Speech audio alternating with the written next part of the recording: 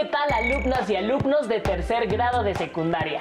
Sean bienvenidas y bienvenidos a la programación de Aprende en Casa. Una propuesta desde casa para que ustedes puedan acercarse a los contenidos de las asignaturas y áreas de tercer grado. Estos contenidos les serán de mucha ayuda en su formación curricular, así que les sugerimos compartirlos con sus familiares y amigos para aprovechar las oportunidades que nos brinda la tecnología sin necesidad de salir de casa.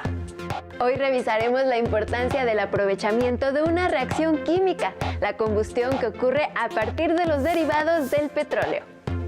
La vida moderna depende de la energía obtenida de reacciones químicas que ocurren en diversos procesos naturales, que se aprovechan en las actividades humanas.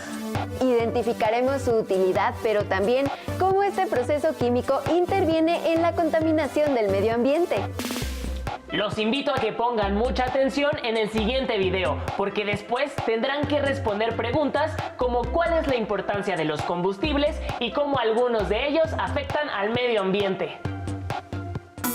Hola, hoy hablaremos de un tema importante: los combustibles que utilizamos en la mayoría o casi todas las actividades que realizamos diariamente.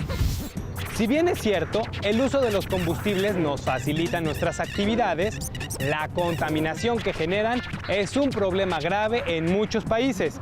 Y el nuestro no es la excepción. Al utilizar hidrocarburos, contaminamos el suelo, el agua de ríos, lagos, lagunas, mares, océanos y el aire que todos respiramos. ¿Cómo podemos disminuir la emisión de contaminantes? Recordemos que al usarlos como combustibles es un material que reacciona con el oxígeno, liberando energía en forma de luz y calor. Los hidrocarburos son compuestos orgánicos formados por hidrógeno y carbono y reciben el nombre de combustibles fósiles porque se originaron hace millones de años a partir de animales y plantas que quedaron atrapados bajo capas del suelo. Estos restos fósiles estuvieron sometidos a condiciones específicas de temperatura, altas presiones y escasa disponibilidad de oxígeno. Hoy en día, los hidrocarburos son extensamente utilizados como fuente de energía. El petróleo es tan importante que las economías mundiales están basadas en su comercialización. Por ello se le llama oro negro. Los países productores de petróleo invierten gigantescas cantidades de dinero al construir instalaciones para extraerlo y refinarlo, obteniendo grandes ganancias. Algunos de sus derivados que se usan como combustibles son la gasolina, el queroseno y el diésel. Otros combustibles fósiles muy utilizados son el gas natural y el carbón mineral.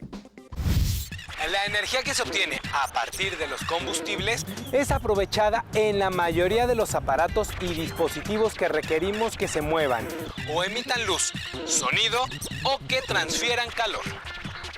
La energía liberada al quemar los combustibles fósiles se encuentra almacenada en los enlaces que unen a los átomos que los constituyen. La cantidad de energía liberada dependerá del tipo de combustible que se use. Al utilizar gasolina o gas natural en vez de carbón, obtenemos mayor rendimiento. Esto explica la razón por la cual a nivel mundial se ha privilegiado la inversión en estos dos combustibles. Al generalizarse su consumo, los costos de producción bajan y tenemos fuentes de energía relativamente accesibles y para las cuales hay instalaciones adecuadas para su producción, almacenamiento y distribución. Los hidrocarburos son realmente útiles. Sin embargo, el uso intensivo de algunos de ellos ha generado serios problemas de contaminación que impactan el clima global y afectan la salud de muchos seres vivos. ¿Todos los hidrocarburos contaminan igual? ¿Qué sucede con el carbón mineral? El carbón mineral es un combustible que se fue formando lentamente desde hace millones de años a partir de restos vegetales depositados en cuencas de agua y cubiertos por sedimentos. Este combustible se utiliza en plantas generadoras de energía eléctrica llamadas carboeléctricas. Países como China, India y Estados Unidos producen la mitad o más de su fluido eléctrico mediante el carbón mineral. En México, este combustible se utiliza para generar el 10% de la electricidad total. El gas natural se extrae de los yacimientos petroleros o de carbón y es una mezcla que tiene al metano como componente principal. Este gas se procesa para su consumo doméstico, industrial o en el transporte. Su combustión produce menor cantidad de dióxido de carbono que otros hidrocarburos, por lo que su consumo se ha incrementado. La desventaja de su uso es la necesidad de construir gasoductos y tanques de almacenamiento especiales, los cuales tienen riesgo potencial de inflamarse si no se cuenta con las medidas de seguridad adecuadas. Sin embargo, por norma, existen regulaciones para la instalación y control que previenen los accidentes. La gasolina es un derivado del petróleo y es el principal combustible para el transporte.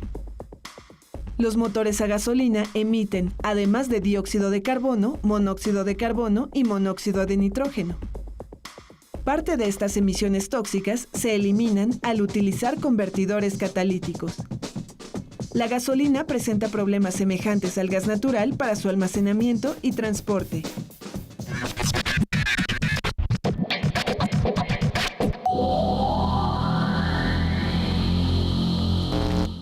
El petróleo, el gas natural y el carbón, entre otros, son recursos energéticos no renovables.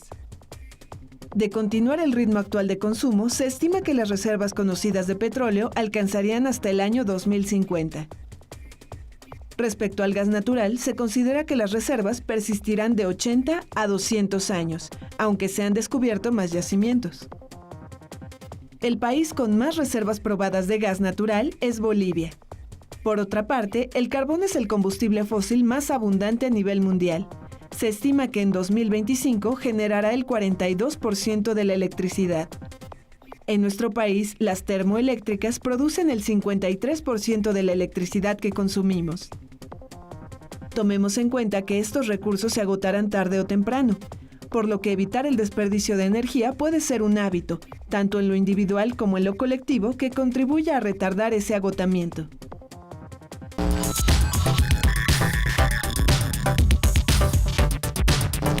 Un producto secundario de la combustión de las gasolinas y del diésel es el monóxido de nitrógeno. En presencia de la luz solar, este compuesto reacciona con el oxígeno y después de varias reacciones se forma ozono. Este contaminante de la troposfera es un gas oxidante que provoca la irritación de las mucosas y el tejido pulmonar. Los otros efectos son irritación de los ojos, tos y dolor de cabeza. Cuando las concentraciones son muy elevadas, puede afectar la función respiratoria. En las ciudades muy pobladas, entre las 10 de la mañana y las 4 de la tarde, la concentración de ozono en el aire es más alta, por lo que se recomienda evitar actividades al aire libre. El ozono es también perjudicial para las plantas. Afecta a sus células y disminuye la actividad fotosintética. Los combustibles son valiosos en muchas de las actividades humanas, pero producen contaminación.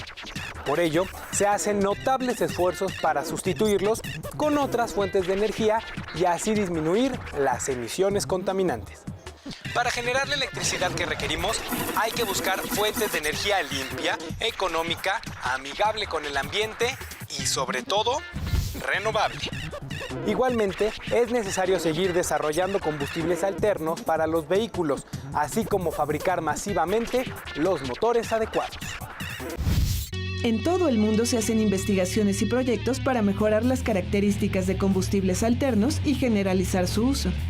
Una fuente potencial de energía es la biomasa, que involucra la obtención de combustibles a partir de plantas y microorganismos o de desechos como el estiércol. El etanol se produce mediante la fermentación de los azúcares que se encuentran en productos vegetales como caña de azúcar, remolacha, maíz o trigo. Como combustible para transporte se utiliza el gasool, una mezcla de etanol con gasolina. Se considera que la mayoría de los vehículos existentes tolerarían la mezcla de gasolina o diésel con etanol. Brasil es el mayor productor mundial de etanol.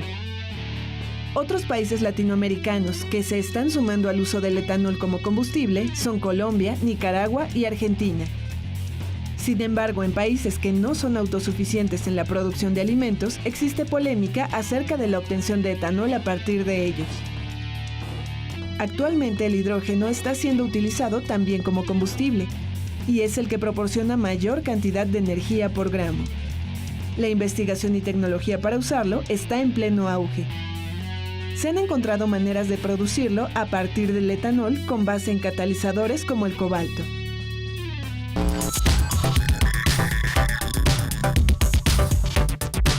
Estamos con el doctor Gerardo Arzate Pérez. Él es coordinador del Laboratorio de Tecnología del Posgrado de Diseño Industrial de la UNAM. Gerardo, ¿cómo surgió el proyecto del Ecovía? Pues Ecovía es una iniciativa de la UNAM que nace gracias al lanzamiento de un nuevo programa que se llaman macroproyectos universitarios. Y uno de esos proyectos se llama Ecovía. Y Ecovía es el vehículo universitario que funciona con celdas de combustible e hidrógeno y al final del proceso emite solamente vapor de agua y calor. ¿Cuál es su objetivo? El objetivo es desarrollar el primer prototipo mexicano que funcione con esta tecnología. Y bueno, el tema del proyecto es vehículo ecológico multifuncional. ¿Cómo se obtiene el hidrógeno con el que funciona el Ecovía? El agua, como sabemos, es H2O, entonces lo que sucede con el agua es, si le damos una descarga muy fuerte, que se llama electrólisis, podemos separar el hidrógeno del oxígeno. El oxígeno se va al aire, al ambiente, y el hidrógeno lo atrapamos en un tanque. Y ese tanque lo podemos colocar en la Ecovía y utilizar el hidrógeno para que funcione. ¿Qué reacciones químicas se llevan a cabo en el motor de hidrógeno para obtener la energía? Las reacciones químicas, el proceso completo es, tenemos agua, que es, como mencionábamos, H2O, y con una descarga eléctrica separamos el hidrógeno del oxígeno. Entonces nos queda H2 y O por separado. Una vez que entra en contacto el hidrógeno con las membranas de la celda, esta celda lo que hace es, vamos a pensarlo de una forma como más convencional, vamos a pensar que la membrana de la celda lo que tiene son hoyitos que dejan pasar solo los protones del hidrógeno y los electrones se quedan atorados del otro lado. Entonces, de un lado tenemos puros electrones, del otro lado puros protones, y si tenemos puros electrones es corriente eléctrica. Esa corriente entra a un motor eléctrico, lo hace girar, sale del otro lado los electrones y se vuelve a juntar protón y electrón para entrar como en balance, y utiliza oxígeno para hacer esa unión. Entonces, al final tenemos de nuevo H2 junto con O, están de nuevo juntos y se hace agua de nuevo. ¿Qué ventajas representa el uso del hidrógeno frente a otros combustibles? Pues la principal, que es la que más nos importa, es que el impacto al ambiente es nulo. ¿Qué dificultades existen para utilizar a nivel masivo el hidrógeno? La generación no ha llegado a un punto en el que podamos estar generando suficiente cantidad de hidrógeno como para abastecer a todos los automóviles del planeta. Es necesario continuar con la búsqueda de sustancias que, al quemarse, ocasionen el menor daño ambiental posible. Por lo pronto, lo que todos y cada uno de nosotros tenemos a nuestro alcance es ahorrar y usar racionalmente la energía. ¿Qué vamos a hacer hoy al respecto? En este video hemos comprendido la importancia de los combustibles fósiles en nuestra vida diaria, aunque también entendemos que no son renovables y que provocan un grave desequilibrio en el planeta. Además, ahora conocemos que existen otras formas de conseguir energía limpia para mejorar los ecosistemas. A continuación les pedimos que respondan las siguientes preguntas. ¿Por qué son importantes los combustibles?